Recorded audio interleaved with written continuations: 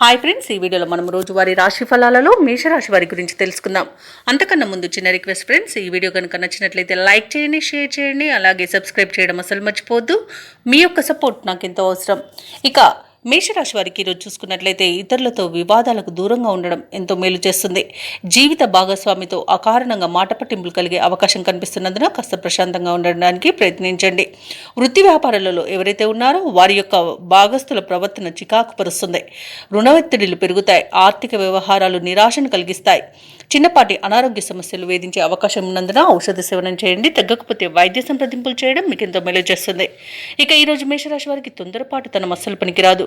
అలాగే విద్యార్థులకు చేసే తప్పిదాల వలన విద్యా నష్టం అనేది ఏర్పడుతుంది. ఉద్యోగస్తులకు లంచాలు తీసుకోవడం వలన ఉద్యోగ నష్టం అనేది ఏర్పడుతుంది. వ్యాపారస్తులకు కూడా ఆలోచించకుండా నిర్ణయాలు తీసుకోవడం వల్ల వ్యాపార నష్టాలు కూడా కలుగుతాయి. ఇక ఈరోజు చెడు అలవాట్ల వల్ల ప్రమాదాలన్నీ జరిగే అవకాశం ఉన్నది. మద్యపాన సేవనం చేసి వాహనాలు నడపడం వలన వాహన ప్రమాద సూచనలు అయితే కనిపిస్తున్నవి. ఇక వ్యాపారస్తులు అనుభవం లేక తీసుకునే నిర్ణయాల వలన వ్యాపార నష్టం అనేది కలుగుతుంది.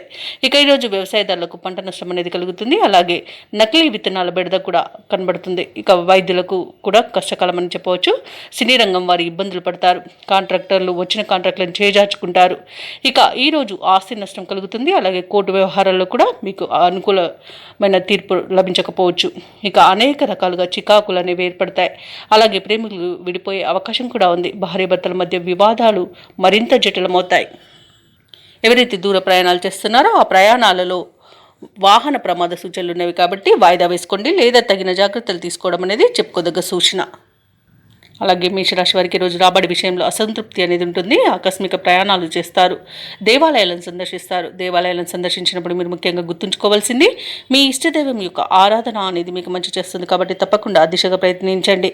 ఇక ఈరోజు వ్యాపార వాణిజ్యవేత్తలు ఎవరైతే ఉన్నారో వారు అనుకున్న లాభాలను పొందలేకపోతారు. ప్రభుత్వ ఉద్యోగస్తులు ఎవరైతే ఉన్నారో వారికి మరింత పని ఒత్తిడి అనేది మీద పడవచ్చు. క్రీడాకారులకు, చిత్ర పరిశ్రమ వారికి విదేశీ పర్యటనలు రద్దు చేసుకోవాల్సి వస్తుంది. ఇక విద్యార్థులు మరింత కృషి చేస్తే కానీ ఫలితం కనిపించని రోజుగా చెప్పవచ్చు.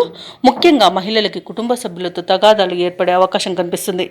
ఇక ఈరోజు మేషరాశి వారికి అదృష్ట రంగు తెలుపు, ప్రతికూలమైన రంగు ఎరుపు, అదృష్ట సంఖ్య 9. ఈరోజు మేషరాశి వారు దుర్గా సూక్త పారాయణం అలాగే సత్యనారాయణ స్వామి పూజించడం వలన మంచి శుభ ఫలితాలను పొందుతారు. అలాగే పనులలో వచ్చే ఆటంకాలని తొలగించుకోగలుగుతారు.